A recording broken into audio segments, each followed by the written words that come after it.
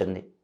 అయితే కలబంద మొక్క ఇంట్లో పెంచుకునే వాళ్ళు గుర్తుపెట్టుకోవాల్సిన ముఖ్యమైన విషయం ఏంటంటే, కలబంద మొక్క ఎట్టి పరిస్థితుల్లో ఇంట్లో ఆగ్నేయంలో పెంచకండి. ఆగ్నేయంలో కలబంద ఉండకూడదు. ఈశాన్యంలో కానీ వాయువ్యంలో కానీ కలబంద మొక్కను ఉంచుకోవాలి. అలాగే కలబంద గుజ్జు తీసి శుక్రవారం పూట శ్రీ మహాలక్ష్మీదేవికి ఆ గుజ్జు నివేదన చేసి ఆ తర్వాత ఆ గుజ్జుని నీళ్లలో కలుపుకొని మీరు స్నానం చేస్తే భయంకరమైనటువంటి దరిద్రాలన్నీ పోతాయి. అష్టదరిద్రాలు పోయి అష్టైశ్వర్యాలు కలగాలంటే శుక్రవారం ఒక అద్భుతమైన పరిహారం పాటించాలి. అదే కలబంద గుజ్జు పరిహారం.